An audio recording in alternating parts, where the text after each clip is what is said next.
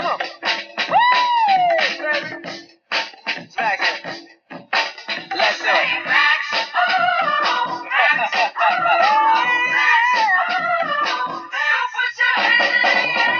Cause this is a stick up. It's time to get up. I'm taking over tonight.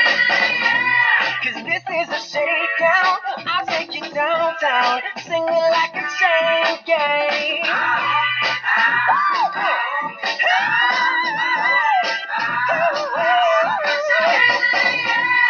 I'll be the bad cop. Dance till we all drop. Now pose for your mugshot.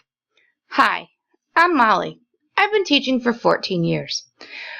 I really enjoy teaching elementary art because of the self-discovery. I live close to the Indiana state line in a suburb of Chicago. This past school year was my first year working at an art-infused charter school in Gary, Indiana. You guessed it, Michael Jackson's birthplace. I am the art teacher for 200 kindergarten through second grade students. I really enjoyed watching how their own art skills bloomed over this past year. My research topic is the mugshot. I decided on this topic because where I work is a high crime area, and because of the stark backgrounds and how the criminal's face tells a story through emotion. With social media gaining momentum in our own time, even the simplest mugshot is no longer simple. Social media has helped romanticize many hushed topics of the past. The simple mugshot gives the viewer a look into the world of mischief and wrongdoing. If the viewer looks closely, they will be able to see the tiny details that capture the emotion of the offender's face. A simple tool, the mugshot, now has become romanticized through modern-day art and social media. Romanticizing the mugshot is how society has a tendency to look at the past and portray the future. Emerging artists have changed the way society is viewing mugshots because they are including them in their own art. Through my pins, I will compare and contrast how vintage mugshots become art, dive into some new artists and their own twist of the mugshot, and finally how simple emotion is portrayed through the eyes of the sitter. Remember last June when Jeremy Meek's mugshot appeared on social media and landed him a modeling contract? As Americans, we are intrigued. Mr. Meek's photo had drawn more than 101,000 likes, close to 13,000 shares, and nearly 27,000 comments. Now, take a moment and think about how entranced as a society we are about mischief and wrongdoing.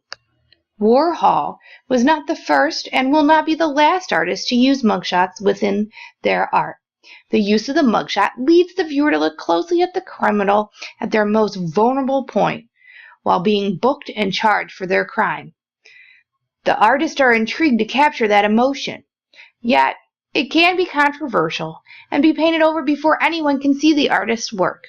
This happened to Warhol's 13 Most Wanted Men at the World Fair in 1964. During my research, I found 3 artists recreating vintage mugshots through photography. The first artist, Michael Jason Enrique, is merging the vintage mugshot with the celebrity mugshot to create a 1920 celebrity doppelganger. Enrique is an advertising art director and feels that society connects with this eerie beauty from the past. He uses the Photoshop and imposes the images to create these doppelganger mugshots. The second artist, Sammy Sofka, who is using black and white photography and then using digital technology to create her prints. She edits them frame by frame and then manipulates them by hand. Sofka wants the viewer to perceive the emotion that each image radiates. The third artist, Nick Dolan, uses live models and makeup artists within the 2-day span to create his photography series titled Wanted. Dolan decided to pay close attention to detail when he was recreating these mugshots. Dolan wanted his photographs to jump off the page. The stark background leads the viewer to look deeper into the criminal's eyes. This artist's mugshots caught my eye because of the community in which I work. I'm glad to see how he's changing the message of mugshots. Emerging artist E.J. Brown is using an alternative mugshot portrait of African American men in a cap and a gown to send a positive instead of negative message. The message, we all can succeed. E.J. Brown felt that he had to do something after the video of Walter Scott getting shot in the back a couple months back went viral. His own worst fear was dying or seeing his own father in the headlines. He wanted to do something constructive to send a message, so he launched the Mugshot series on his Tumblr. These portraits depicted his friends in a cap, a gown, a police slate, and a blank stare. The police slate had their majors on it. E.J. Brown wanted his audience to know he was an educated black man and to take notice. He was tired of the tragedy of black men and police, and he took to art to express his feelings. I found 3 artists using unconventional mediums to create mugshots. Jennifer Hannaford is using her inked fingerprints. Hannaford's career is a forensic scientist who has a love for art. She took her knowledge of forensics to create mugshots with her own inked fingerprints. This technique keeps the old grainy feeling of the vintage photograph. Some might even say it looks like pointillism. The mug shots are of celebrities. She compares this technique to collecting tiny details to show the bigger picture. She is another artist during my research that expresses about the vulnerability of the accused and how their emotions are unmasked. Her mugshot series has led her to try her hand in a different medium and theme. Joanne Arnett is a fiber artist that uses her skills to weave a story of mischief and wrongdoing. She uses wire thread within her portraits to create a shine like a daguerreotype photograph. She creates each portrait in her own likeness. Arnett considers her mugshot self-portraits since she creates each one, and it only lasts until she snaps the picture. She makes herself vulnerable because she feels that the mugshot is at the offender's lowest low. Arnett believes that every step of the process is a discovery, and once the textile is hung, the viewer's perception of the work changes depending on the observation angles, just like the photograph. The wire within the textile catches the light differently, changing the mood of the portrait. If the viewer stands just right, the image seems to disappear. Chris Sykes is reusing paper bags as his canvas.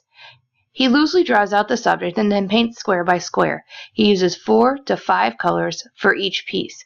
Sykes explains that he likes to use the disposable medium to show the relationship to the sitter. Now I want to look at 2 different artists using the same vintage mugshot as a reference. Each changed the mood of the portrait as well as the emotion of the sitter. The original mugshot, as shown here, is of a young adult woman. Her facial expression is sadness of being caught. The light is soft, reminiscent of dawn. Now look at Sykes. As you remember, he does a light pencil sketch and then paints each square carefully using 4 or 5 colors of acrylic paint. Sykes leaves out the background because his canvas is the background, a brown paper bag, which he feels closes the gap with the relationship of the offender. It was particular mugshot Sykes has chosen an orange palette, with blue being the contrasting color. When he has placed the orange hue against the peach hue on the face, her emotional expression changes from sadness to anger. He uses high contrast to create the emotion of the mugshot.